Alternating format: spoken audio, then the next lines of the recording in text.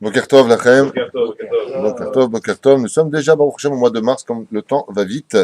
Le 2 mars, ou Baruch Hashem, Rosh Chodesh, plus exactement. Donc, nous sommes entrés dans le deuxième mois de Hadar. Je posais la question hier, puisque nous sommes dans le cours de questions-réponses, dimanche. Je posais la question hier à savoir pourquoi, Bémet, il y a un double mois de Hadar. Pourquoi, B'Etzem, il y a encore un mois en plus. C'est-à-dire que on a 12 mois, et puis, une fois tous les 3 ans, nous avons un mois supplémentaire. Question que souvent les gens se posent. On m'a posé hier la question, et j'y ai répondu, alors j'en profite pour répondre, malgré le fait que nous devons commencer par la halachot. Il y a plusieurs raisons à cela. C'est que vous savez qu'il y a 12 mois face aux 12 tribus. Mais il n'y avait pas que 12 tribus chez Yaakov Avinu, il y avait aussi Dina. Dina qui va engendrer, par sa fille, 2 autres tribus cachées d'Israël qui deviendront dévoilées par la suite, qui sont Ménaché et Ephraïm. Donc en réalité, il y a 12 plus une qui est cachée. Une qui apparaît et qui disparaît, c'est l'histoire de Dina, qui apparaît dans les tribus. Ça, ça le pissode, on peut après partir jusqu'aux 12 portes du Beth Amikdash, où il y avait encore une 13e porte qui était cachée derrière, pour ceux qui ne savaient pas de quelle tribu, par exemple, ils appartenaient, ne sachant pas réellement revenir sur leurs sources. Et par rapport à cela, nous aurions un mois de Hadar. Bon, il y a des sources beaucoup plus simples qui expliquent qu'en réalité, le monde dans lequel nous vivons, comme en Eretz Israël, en d'autres termes, et je dis pourquoi en Eretz Israël, parce qu'il n'y a pas de mazal en Israël. Ici, c'est une question de mérite. En Chutz Laaretz, c'est une question de mazal. Ici, selon Chesed l'Abraham, Rabbi Abraham Zoulaï, il n'y a pas de mazal en Israël. Ici, c'est le srout. Comme ça qu'il l'explique. Alors, à quoi serviraient dans ce cas-là les étoiles, le ciel et la lune? Pour diriger les Juifs dans leur judaïsme, dans leur fête. Bon, c'est une explication. Mais ça ne répond toujours pas au fait qu'on ait un mois supplémentaire, le mois de Hadar. Bête. Eh bien, la réponse est simple. C'est que par rapport au cycle lunaire et au cycle solaire, on sait qu'il faut 365 jours pour que le soleil ait fait le tour. On est bien d'accord. 365 jours. Et on sait que la lune, elle, par contre, met beaucoup moins de temps. C'est-à-dire que dans son cycle, elle lui manque en général entre 12 et 13 jours à l'année. Donc, si on compte bien ce qui se passe, vous savez que les chrétiens, selon le calendrier grégorien, vont selon le soleil. Vous savez que l'islam vont selon la lune. Les juifs vont selon les deux. Donc, si vous faites votre calcul, si on se retrouve avec une moyenne de 10-12 jours par an pour rattraper ces jours qui vont rééquilibrer la différence entre le soleil et la lune, il faudra donc que tous les 3 ans, nous rajoutions 30 jours complets pour récupérer l'équilibre des 30 jours qui manqueront sur les 3 ans. Voilà pourquoi nous avons tout simplement le mois de Hadar supplémentaire une fois tous les 3 ans. Alors, sans plus tarder, c'est moi qui ai commencé la première question. Pourquoi Hadar et pas un autre mois d'ailleurs? Parce que c'est le mois du Mazal. Pourquoi donner un autre mois que le meilleur des mois? C'est le mois du Mazal. C'est le mois où on nous demande d'être en joie. Et comme on sait que tout le problème de notre judaïsme, qu'est-ce qui fait un homme? Un homme qui est jaloux, un homme qui tombe dans la faute, un homme qui se masque sa vie par toutes sortes de stratagèmes. C'est quoi un homme qui est comme ça? C'est un homme qui est triste. Un homme qui est une femme et qui regarde la femme de l'autre, c'est un homme qui est triste de ce qu'il a. Un homme qui en veut toujours plus que ce qu'il a, c'est un homme qui est triste, qui n'est jamais content de ce qu'il a. Donc, automatiquement, ce qui fait tomber un homme dans la faute, quelle que soit la faute, la colère, la jalousie, la boulimie, toutes ces choses, c'est tout simplement le stress et la tristesse. Donc, l'antidote à tous nos problèmes, sans exception, c'est la joie de vivre. Hein? Je voudrais peut-être faire le doigt à la route après vous poser autant de questions que vous voulez, on est là pour ça. Oh, la question qui est posée ici, Haïm Yesh Issour, vous savez pourquoi j'aime ce livre? Parce qu'il pose des questions vraiment de tous les jours. Vous savez, qu'on pourrait se poser, Stam Haïm Yesh Issour, Shatzitzit Tiga Baritzpa. Est-ce qu'il y a un interdit ou un Issour quelconque que le tzitzit touche le sol? Souvent, vous savez, quand. Alors, mon fils dit ici, non, on verra. Ah, il fait. Déjà, tu commences à rentrer dans les prates de la halakha, ils disent des bisouilles. Ça veut dire que c'est pas joli, c'est dénigrer la mitzvah. C'est pas un issour. C'est pas un issour. Donc Adam, il dit non plus, c'est pas un issour. Nous avons 2 poskim halakha. Le Rav Yitzhak à côté de lui, c'est vrai que c'est un grand mikoubal. Il les laisse traîner par terre. Et ça, c'est un exemple. Alors qu'on voit souvent que quand l'homme est kabel, on voit souvent que quand une personne a les tzitzit par terre, d'abord quand on passe à côté de lui, on lui ramasse sur son genou. On ne le laisse pas Et sans plus tarder, כאשר יושב במקום אחד, אין בזה איסור גורר ציציות. וכן כשלא דורך עליהם, אין בזה איסור כלל. Pourtant, Donc, dans les nœuds, à partir du moment où la personne ne bouge pas de sa place et le tzitzit est à même le sol, il n'y a pas d'interdit. Seulement, Alpidine, il n'y a aucun issour. Donc, quand le fait le Rav, il n'y a pas de issour. Seulement, il y en a qui disent que c'est bisouille mitzvah. C'est-à-dire que ce n'est pas joli de laisser ces tzitzit par terre. Il est bon de les relever. Par contre, j'en profite pour rajouter. Il y en a qui, quand ils s'assoient, ne connaissent pas, malheureusement, le sod de la Torah.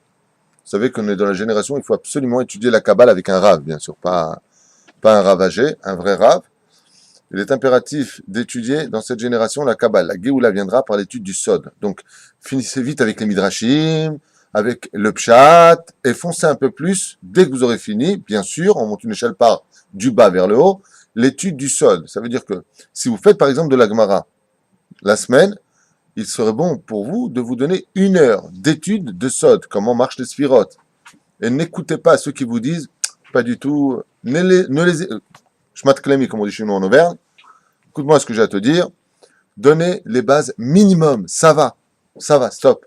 Avec le côté, ouais, non mais moi je ne suis rien, je comprends rien, arrêtez avec ça, essayez de comprendre, parce que la Géoula viendra par le biais du Sod. Je ne parle pas de ceux qui commettent l'erreur fatale d'étudier les Sod de la Torah sans étudier d'abord la Mishnah, la Gemara, je ne parle pas de ça, le Tour, le Shulchan Aruch. Il faut étudier tout cela. Avant, n'oubliez pas qu'il faut absolument étudier le Sod. Et pourquoi, par exemple, je vous en parle, par rapport au tzitzit. Quel rapport? Eh bien, vous savez qu'on a 4 tzitziot qui alpisot sont Yud, Ke, Vav, Ke. Il faut absolument que pour vaincre notre Yetzerara, qui est Milefanenu ou Meacharenu, qu'on dit dans Ashkivenu Avenu Shalom, qu'on ait de quoi lutter contre lui. Il est impératif, selon le Sod, que les tzitzit de devant soient devant et que les tzitzit de derrière soient derrière. C'est pour ça qu'à un moment, dans la Mida, juste avant le Shema Yisraël, on te dit de rapporter les tzitzit qui sont derrière. Si on te demande de les rapporter de derrière, c'est qui devait être où avant? Eh bien, derrière. Donc, qu'est-ce que tu les mets devant? Donc, faites attention à cela.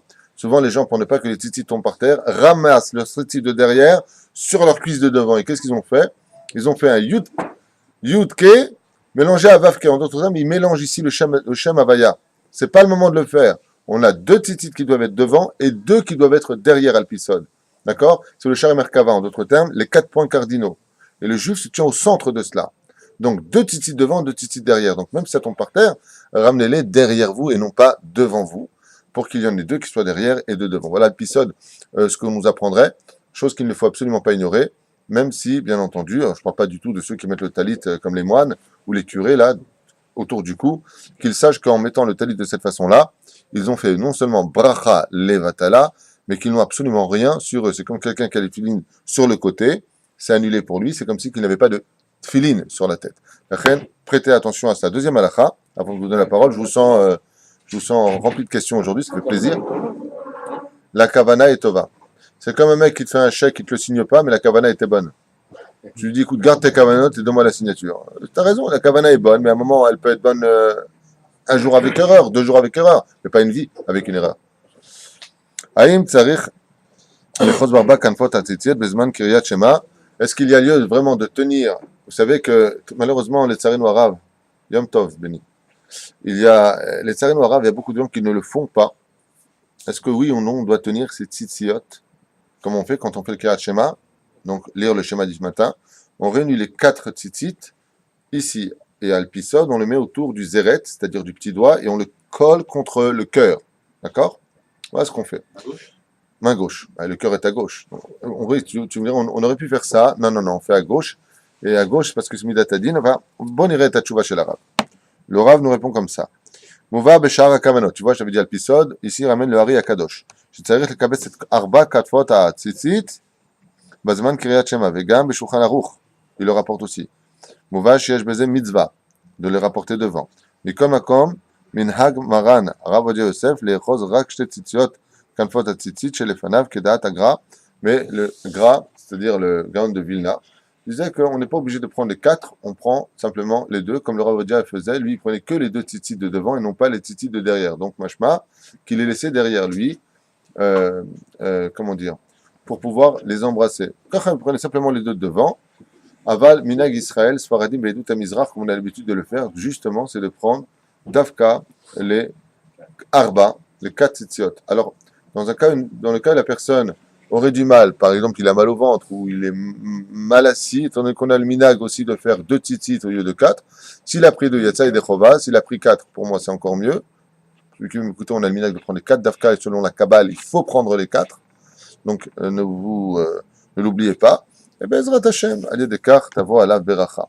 Les chos betzitzit, mais Aïkar, bien sûr, ce n'est pas prendre des tzitzit dans les mains et de faire des bêtises après. Le mieux, c'est de prendre les tzitzit tous ensemble, Be'ezrat Hashem, et de s'améliorer dans la vie. Chez Neymar, ou item auto, ou srartem et kol mitzvot Hashem, le but des tzitzit, c'est de rappeler toutes les mitzvot de la Torah. Be'ezrat Hashem. Boker Tov, je vous écoute, on fait le tour, on y va. Vas-y. Dans Megillat Esther, on dit que Mordechai c'était le seul juif qui avait du srout, c'est pour ça qu'on a été sauvés, tout ça, c'était chercher un srout. C'est le seul Mordechai qui avait ce srout de nous protéger. Mais on voit aussi qu'il y avait encore Daniel. Il n'avait pas aussi ce srout-là pour protéger aussi tout le peuple. Alors la question, elle est où? Elle est du fait que tu dises que Mordechai était le seul juif qui avait du mérite pour nous sauver, alors qu'on sait que Daniel, On a l'impression que, voilà, que Mordechai c'était le seul qui restait droit, et donc grâce à lui, c'est lui qui a réussi à sauver tout le peuple. Daniel malheureusement a été, si tu veux, un petit peu secoué par Hachem, malgré sa petite coûte, effectivement, parce qu'il a donné un conseil qu'il n'aurait pas dû donner. Il a donné un conseil à Nabucodonosor, puisqu'il était aussi, je te le rappelle, conseiller de Nabucodonosor. Donc Adam confirme, ça fait plaisir. Et il lui a conseillé de donner de la tzedaka pour se faire pardonner. C'est une bat-kol qui est sortie et qui a reproché à Daniel d'avoir donné ce mérite. Mais des fois, tu sais, je vais te dire, pourquoi tu poses la question pour Mordechai et Daniel? Pourquoi tu ne poses pas la question pour Aaron et Moshe? Pourquoi? Il n'y a que le mérite de Moshe qui peut nous faire sortir d'Égypte, il n'y a pas Aaron. Chacun son tafkid. Je te rappelle que il était saris, c'est-à-dire donc eunuque, chez le roi, tandis que Baruch Hashem, Mordechai était chef du Sanhédrin. On aurait moins écouté l'un que l'autre. Alors pourquoi tu poses la question vis-à-vis de Mordechai? C'est le seul. On n'est pas sorti par le mérite d'Esther. N'est-ce pas Esther qui a risqué sa vie pour sauver les enfants d'Israël? La réponse finale, si tu regardes bien la Megillat Esther, c'est qu'on n'a pas été sauvé ni par Mordechai, ni par Esther. On a été sauvé par un Kenos. Kenos était un Hashim. Yatsumu alay shloshet yamim. Demande aux enfants d'Israël de jeûner pendant 3 jours et de prier pour moi. C'est une Géoula qui a eu lieu parce que les enfants d'Israël se sont tous unis à Mordechai. Et ainsi donc, on formait qu'une seule entité et identité. Et c'est cette union, cet amour de l'un du prochain, l'un de l'autre, qui a permis à Mordechai de monter plus haut. C'est-à-dire que Mordechai, s'il n'avait pas eu le peuple pour le monter, où tu veux qu'il aille? Mordechai était un Yehudi kasher, un Yehudi qui restait pur tout le long de sa vie. Alors il a apporté, si tu veux, la clé qui a ouvert la porte. Mais la porte, c'est le peuple. C'est une Géoula qui vient du Klal, Baruch Hashem. Même si eux, bien entendu, ont été les guides spirituels de cette situation. Lui et Esther. D'ailleurs, la vraie question que j'aurais voulu entendre, c'est pourquoi on appelle la Megillat Esther et pas la Megillat Mordechai. Ça, c'est une grande question.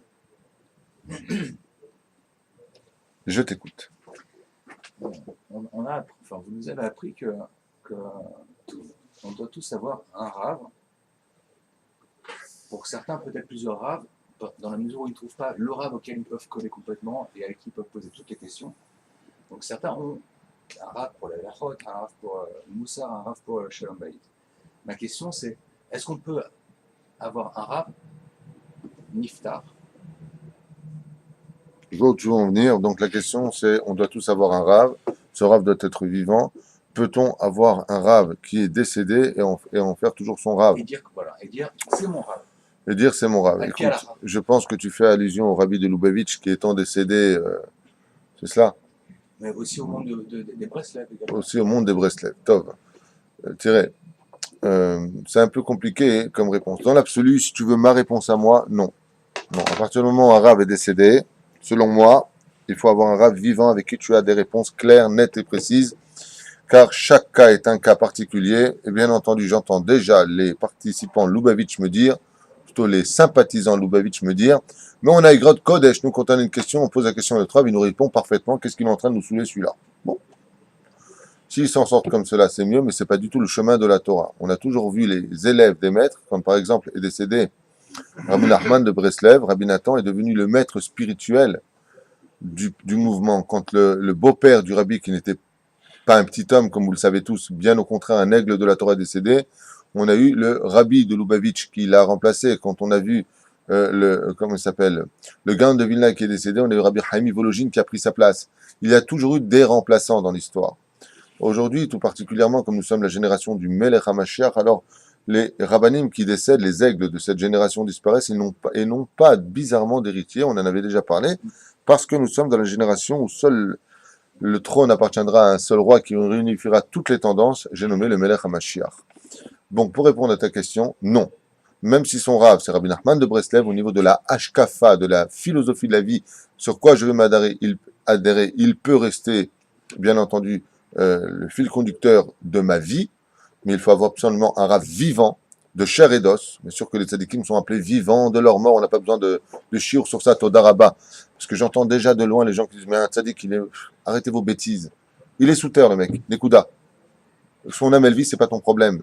Il s'est pas dévoilé à toi. Donc, résultat des courses, il faut avoir un héritier spirituel du rabbi, et Baruch Hashem, il y a beaucoup de grands rabbanim, d'ailleurs que je salue comme le Rav Pachter à Paris, qui sont de vrais Talmidei Chachamim, Baruch Hashem, qui représente le mouvement parfaitement Lubavitch, ou d'autres, hein, même dans le mouvement Lubavitch, il y a beaucoup de conflits, il y a beaucoup de conflits aussi chez les Breslev, il y a les nanars qui sont contre les Breslev eux-mêmes, vous savez, c'est l'équipe blanche contre... bon, il y a plein, mais il faut absolument avoir un rav pour des questions bien précises, dans les conflits, Baruch Hashem, c'est des conflits entre l'homme et la femme, entre l'éducation, où mettre son fils, on ne va pas sur la tombe de Ouman et Rabbi Nachman où je mets mon fils, pour arrêter les délires. Voilà. Al-Pi Halacha, il faut avoir un rave vivant. Al-Pi Halacha, il n'y a pas de Halacha dans ce domaine, il y a une Mishnah. Il y a une Mishnah qui dit Assez lecha rav, yesh gvot talmidei chachamim. Et ce que je peux te dire, c'est que ben kach ou ben kach, d'un côté comme de l'autre, celui qui n'a pas de rav, tu peux être certain que c'est Satan, le Satan sera son rav. Voilà. Ça, c'est la vraie réponse finale. Celui qui n'a pas de rav, tu peux être certain que le Satan dirigera sa vie. Il faut avoir un rav de chair et d'os qui mâchoure ses jambes sur terre, qui va selon la tendance de tes goûts, si tu adhères plus à cette tendance plus qu'à une autre, certes, mais il faut avoir un rav, et choisir un rav qui soit Tamit Racham, et surtout qui a un peu d'humour dans cette génération. Bien. Quand un juif a un problème... Tu vas nous lâcher, ouais. Ça, c'est mon humour. Question à la fin. Non, attends 2 secondes, il n'a pas fini. Non, quand un juif a un problème récurrent, Parlez. c'est un problème qui n'arrive pas à À résoudre. 8h30 du matin, tu me sors le mot récurrent, toi? C'est un problème qui revient et qui... Non, mais je sais c'est quoi récurrent. Tu vois, j'ai de l'humour, il ne comprend pas, lui, par contre. S'il ne s'adresse pas à un rave de son choix pour le traiter, ce problème, on peut dire que son conseiller, c'est qui, dans ce cas-là? Vous avez dit, son Yetzara? Non, Thierry, si une personne a un problème qui revient constamment et qu'il ne va pas avoir de rave pour le résoudre, c'est qu'apparemment c'est un idiot. Parce que si tu as essayé tout seul et tu vois que ça ne s'arrange pas, alors on va avoir un rave, peut-être que ça s'arrangera. Moi, j'ai connu une personne récemment qui a eu un problème de couple pendant des années. Ils sont partis voir un rave récemment et les choses ont commencé à prendre une direction plus positive. Et s'ils étaient venus voir le rave avant, peut-être ça aurait été mieux. Mais il faut beaucoup d'humilité pour aller accepter d'aller voir un rave. Quoi, celui-là, il va me résoudre ma vie, celui-là va me donner des conseils. Et malheureusement, il faut passer la porte. Il faut passer la porte de l'humilité, de s'effacer pour pouvoir, Bezrat Hashem, résoudre ces problèmes de couple qui, en réalité, comme disent les Chachamim, un homme ne pourra pas vraiment résoudre ses problèmes lui-même car il est dans le problème. Donc, à quoi ça ressemble? Ça ressemble à quelqu'un qui est dans la prison. Donc, il sait où il est, mais il ne voit pas ce qu'il y a autour. Tandis que celui qui est à l'extérieur de la prison, il voit. Celui qui est dans la prison, il voit aussi autour de la prison. Donc, il peut lui dire exactement par où passer pour perdre moins de temps puisqu'il a une vue d'ensemble général. Voilà. On te quitte, on passe à un autre. Bonjour. Plus fort. Cette année, par exemple, on a une mitzvah qui nous accompagne, mais qui dure juste 24 heures, qui est rajoutée à la Nissim dans le Birkat Amazon. Cette année, le Purim va être décalé.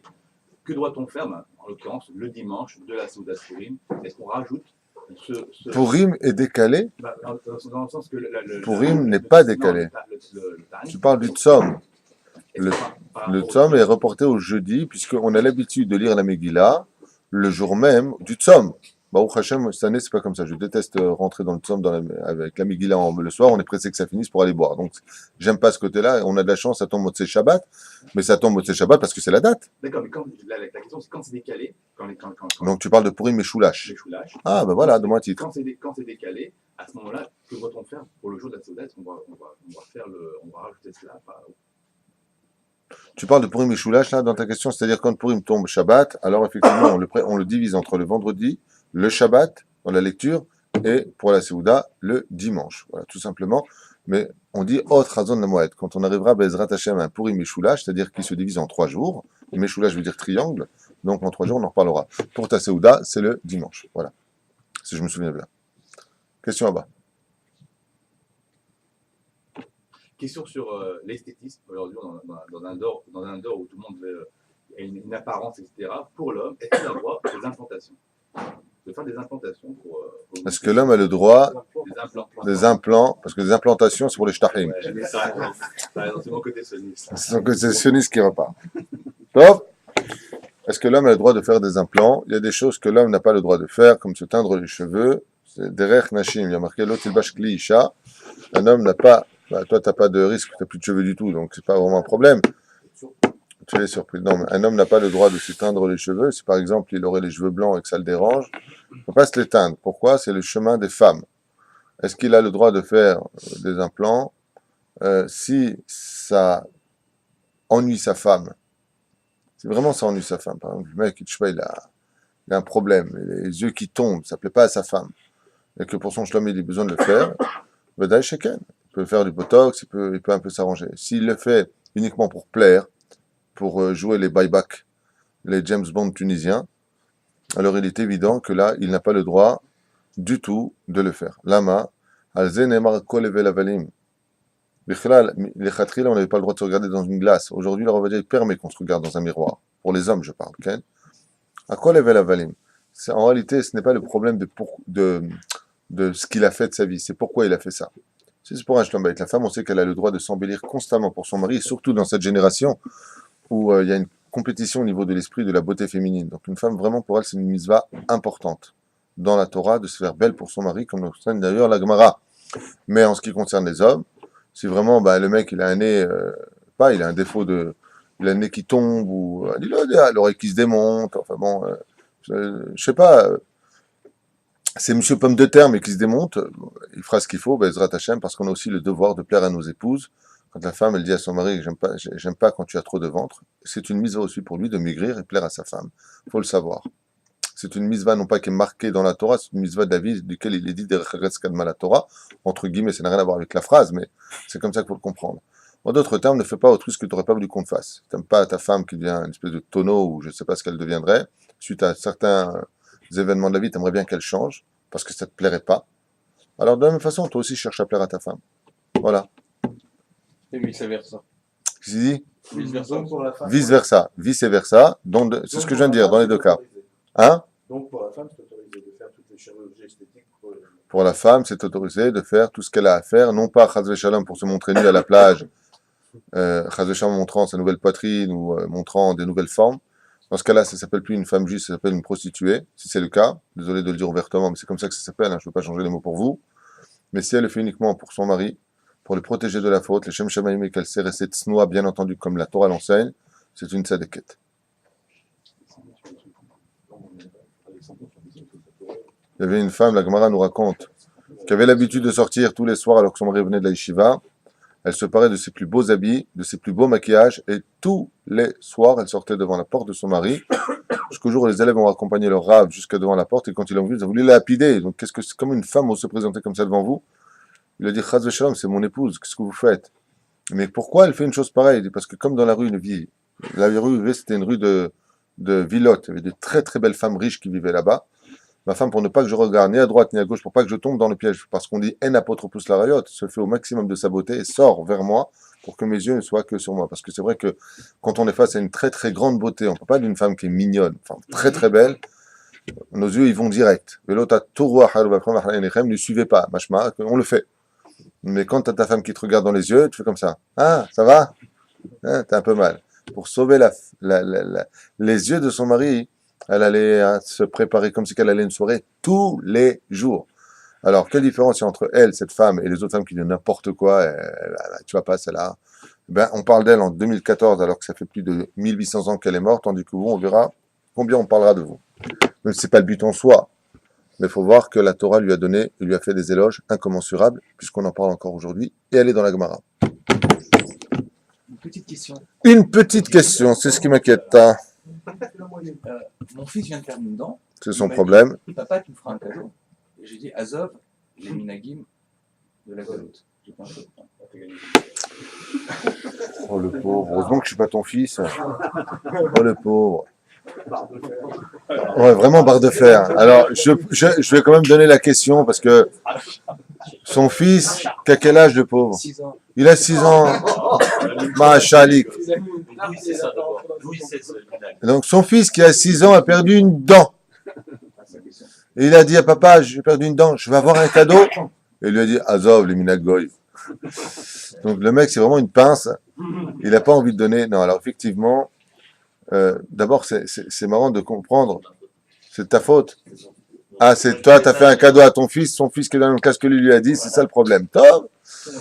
D'abord, il faut savoir que dans la Torah, dans la Kabbale, les dents représentent aussi bien le mal absolu que le bien absolu.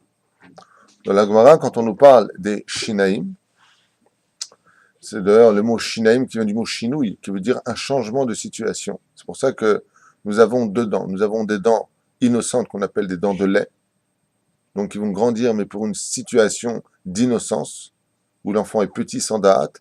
Et nous avons d'autres dents qui, elles, par contre, vont rester constamment présentes. En général, jusqu'à l'âge de la vieillesse, où la racine se défait. Les dents de lait représentent, comme on l'a dit tout à l'heure, le côté positif. Ce sont des dents qui, justement, comme le dit la Gemara, que tu aies toujours des dents blanches. Un n'a pas, si tes dents ne sont pas blanches, c'est pas bien. Que tu aies toujours le sourire. Quand on voit les dents d'une personne, ouais, bon, une fois, je me rappelle, il y avait une grand-mère qui avait qu'une seule dent ici, je lui donnais un cure-dent. Ça la fait rire quand même. Mais quoi qu'il advienne, les dents, nous disent les Chachamim, sont importantes parce qu'elles représentent le sourire. Et c'est important, voilà, Baruch Hashem, vous avez le sourire, on voit vos dents, les Ainara, on voit vos dents, et à partir de ce moment-là, qu'est-ce qu'on voit ici? On voit le sourire. Le sourire, c'est-à-dire l'intériorité de l'homme vers l'extériorité. Mais dans la Kabbale, les dents représentent, pachout, le mal. Comment c'est possible? Si vous regardez bien, tout ce qui est représentatif du monde sauvage est relié systématiquement à la dentition. Qu'est-ce qu'il y a de plus terrible chez une hyène? Imaginez maintenant une hyène face à vous qui a plus de dents. C'est un petit chat, très mignon. Imaginez un lion, il fait et il n'a pas de dents. Ça ressemble à rien. C'est pour ça que toutes les figurines représentant les forces du mal, prises de la Kabbale, mais devenues complètement stupides dans le monde des religions, sont représentées par des grandes dents. 2 dents de devant. Dans la Kabbale, quand on parle des shindalettes, on parle de dents. Ils sont mordus. Comme c'est marqué, Rabbi Nachman, il dit, un homme qui est mordu par un chien, c'est un signe que Dieu s'est retiré de lui. Mordu par un chien. La morsure est représentative du mal. C'est pour cela que, malheureusement, il se passe des choses après dans les Gilgulim, où les gens peuvent être tout à fait réincarnés, j'insiste énormément sur cela, contrairement à ce qui a été enseigné par un grand rave, réincarnés dans des animaux, et ces animaux payent leur dû en étant dévorés par les autres. Car vous voyez que dans le domaine Chutzmi, les humains, où on mange notre viande, bien entendu, une fois qu'elle a été tuée, c'est pour ça que la Torah nous interdit de consommer d'un animal vivant.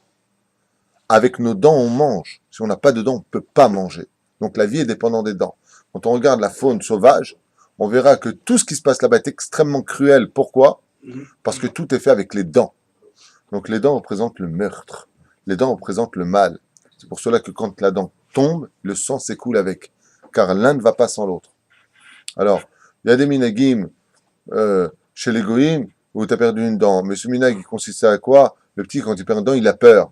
Donc, on lui dit, tu vas avoir un cadeau, comme ça, tu n'as pas peur. Pourquoi? Parce qu'il va être sans dents, et les gens vont se moquer de lui, ah, t'es moche comme ça. Non, alors il a fait un cadeau, c'est une façon de le consoler. C'est pas un minag juif, mais à partir du moment où un enfant, surtout comme le tien, Bliarinara, qui étudie la Torah à voix haute, ici tous les Shabbats, je l'entends sur le côté étudier la Torah, mais c'est pas vraiment important de lui offrir un cadeau, juste, il y en a qui mettent ça sous un oreiller, tu as raison, ce sont des minagim goyim, qui n'ont aucune signification, mais tu devrais lui dire, non seulement tu auras un cadeau, mais tu mérites, parce que cette dent-là, maintenant, n'aura plus le mérite d'étudier la Torah. Détourne les choses, rends-les un peu juif, mais plus son cadeau, espèce de pince. Alors.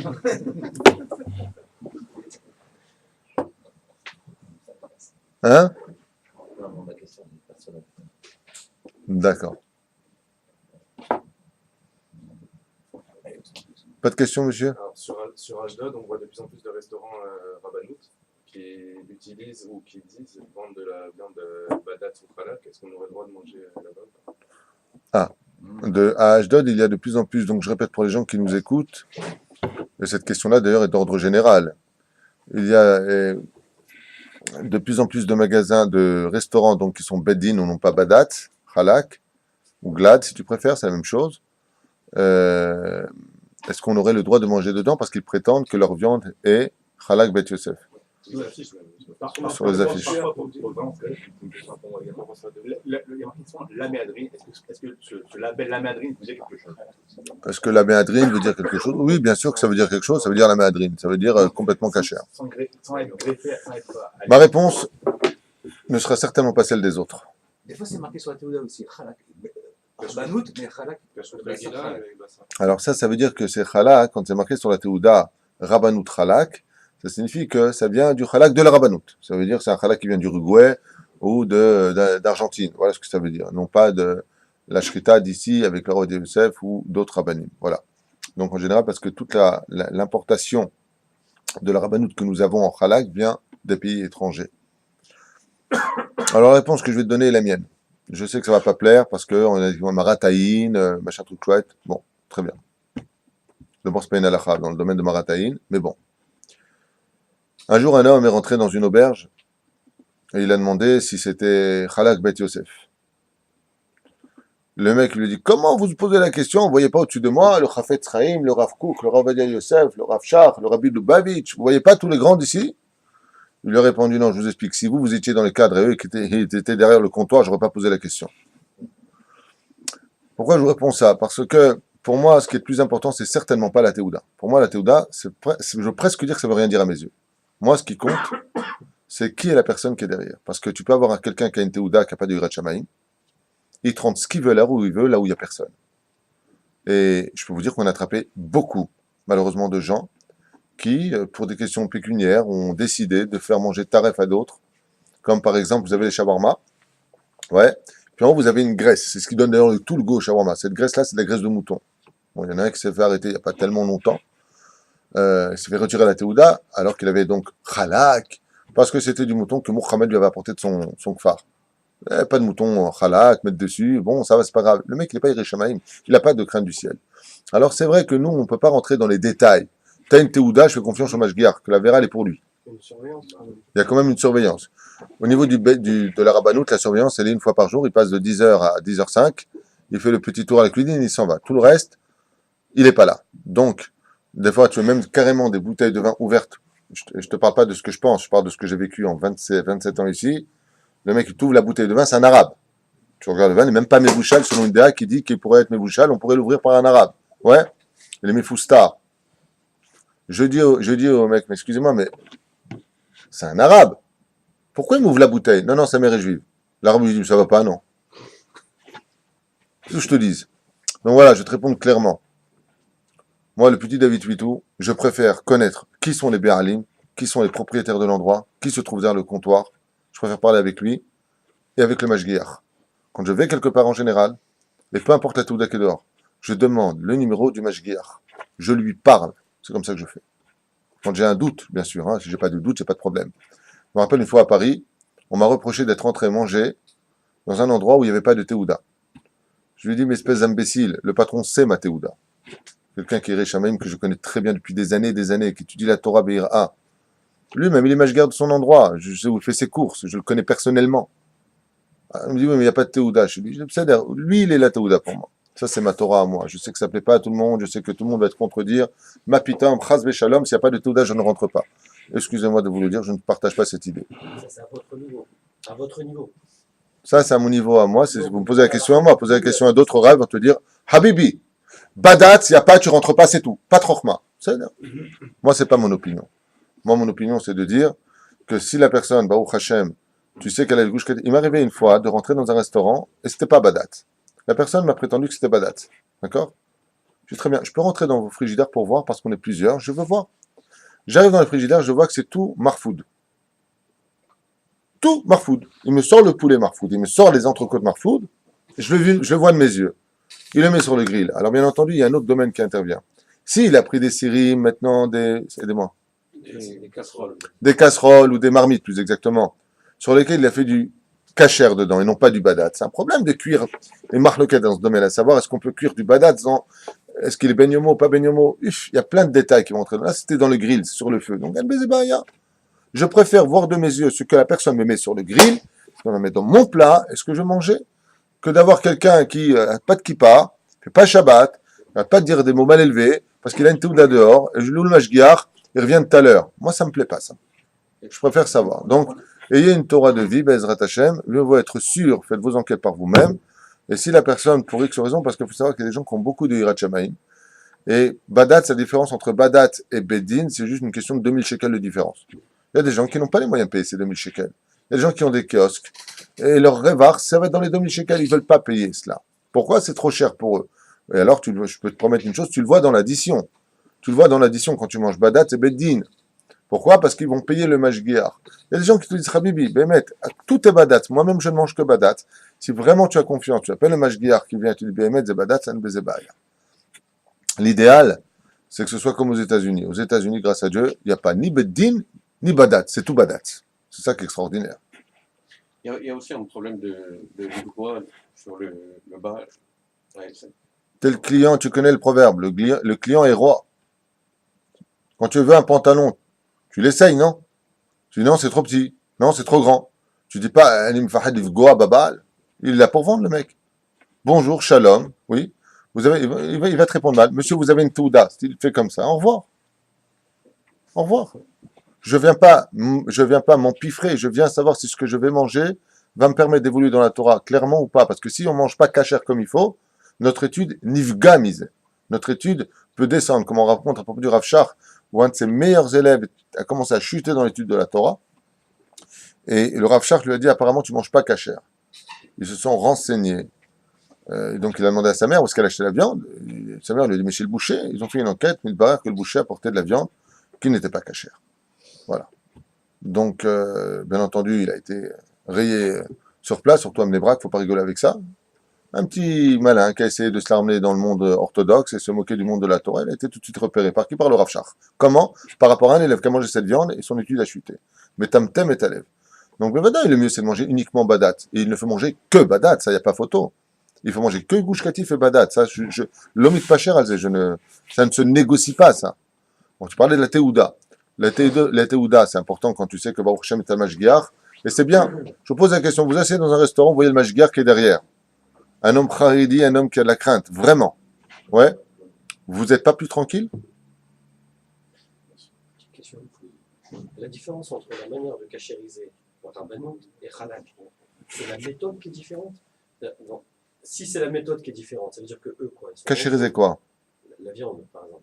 Non, c'est pas une question de cachérisation. C'est une question. Cachérise de la même manière la viande? Non, c'est exactement pareil. Ça n'a rien à voir. C'est la bête elle-même vis-à-vis des poumons qui est vérifiée. Ça n'a rien à voir. Ça veut dire que quoi? On mange taref quand on mange de la viande de Rabanout? Est-ce qu'on mange taref quand on mange de la viande Rabanout? Non. Chas shalom de dire une telle chose. On mange safek.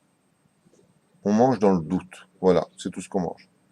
Il faut absolument être certain d'avoir mangé strictement halak, donc acheter une BMA avec le tampon halak dessus, pas d'un mec qui a dans son tiroir un tampon halak, mais du beddin qui tonne dessus le halak, car les autres bêtes qui ne seront pas vérifiées dans ce domaine sont safek taref, safek kacher. Alors, étant donné que sur 10 bêtes, on sait qu'il y en aura toujours 6 qui sont automatiquement halak, toujours en majorité comme ça, les rencontres Rav Yosef dans Yabia Omer. Il a fait les mashritot, il enseigne et il dit, sache qu'en général, la majeure partie des bêtes sont halak. Et la halakha va toujours selon la majorité des bêtes. Donc, j'ai pas fini. Ça veut dire que dans la vie, tu ne dois manger que halak. Si tu manges une bête sachant qu'elle n'est pas halak, tu sais que cette bête n'est pas halak, c'est-à-dire que toi-même qui étais présent pendant la shrita et la vérification, tu manges du porc, c'est exactement la même chose. Si tu sais bevadaout, écoute bien ce que je dis, c'est important pour ne pas qu'il y ait le bilboul moar. Si tu manges de la viande, sachant de façon absolument explicite qu'elle n'est pas halak, il n'y a aucune différence entre cette viande et du porc. Là-bas, c'est marqué dans le Shulchan Aruch et le cheval. Moi, je prends le porc, c'est pareil. Cheval ou porc, c'est pareil. D'accord? C'est exactement la même chose. Quand on prend de la viande beddin, on ne peut pas dire qu'elle est explicitement taref, t'en sais rien, ça n'a pas été vérifié, donc tu ne peux pas savoir. Donc, dans le doute, Hare Arov Leatot. Nous allons selon la majorité. Bamedvarim Amorim. Le Rav Ovadia écrit noir sur blanc. Tu viens à un mariage et on t'a servi de la viande beddin. Est-ce que oui ou non? Ou tu es invité chez tes beaux-parents qui, par exemple, ne feront pas chalak. Maintenant, toi, tu sais pas. Si tu sais à l'avance, tu dis voilà, vous voulez que je vienne chez vous, il faut me faire chalak.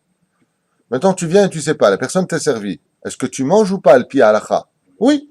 Pourquoi tu peux manger cette viande? Elle est beddin, elle est pas chalak, je mange que chalak.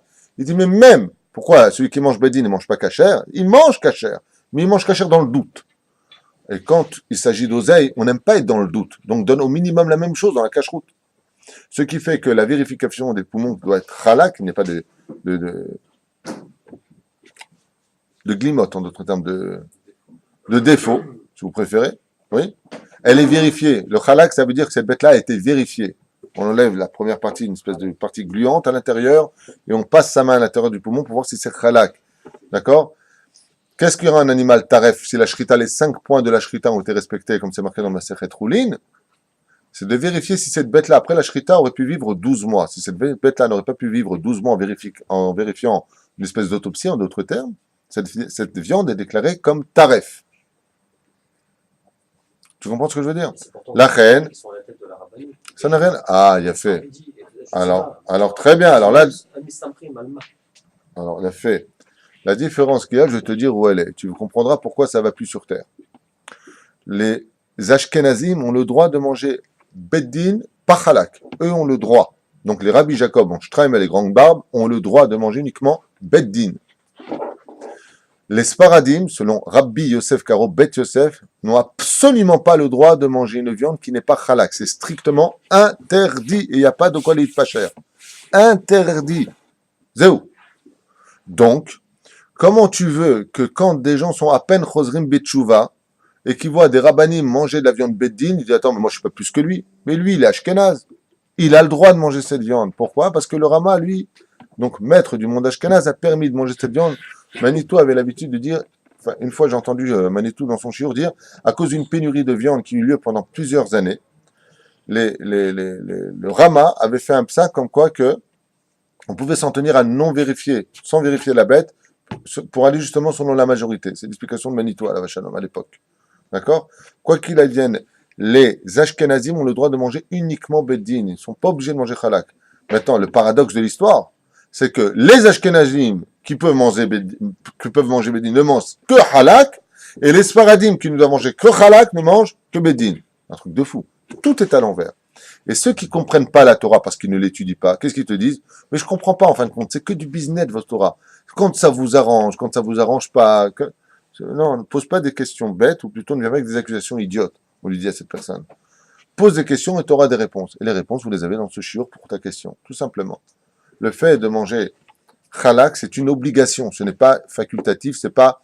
Alors on l'enseigne avec... on avait posé d'ailleurs la question au Rav Yosef Sitruk, que Dieu lui envoie une bonne santé.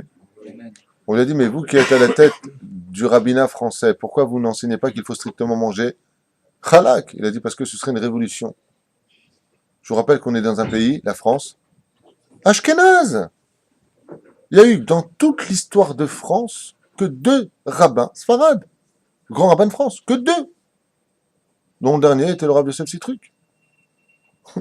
2. Sur toute l'histoire de la France. C'est ashkénaze la France, donc beddin, donc il n'y a pas de problème. Mais les Sfaradim se doivent de manger uniquement halak, et grâce à Dieu, vous le voyez bien, Akadosh Baruch Hu met son grain de sel. Aujourd'hui, en France, de plus en plus, vous avez du halak dans toutes les boucheries juives et du halal chez les autres. Et dans le Halavi, Dans le halavi, qu'est-ce qu'il a? entre Sepharad et Ashkenaz, quelle est la différence au niveau du Halavi? Alors, au niveau du halavi, quelle différence y a-t-il entre le monde Sfarad et Ashkenaz?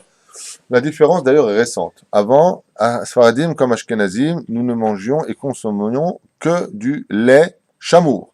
Ça veut dire qu'il a été surveillé par un juif de la traite jusqu'à la mise en bouteille, fermée.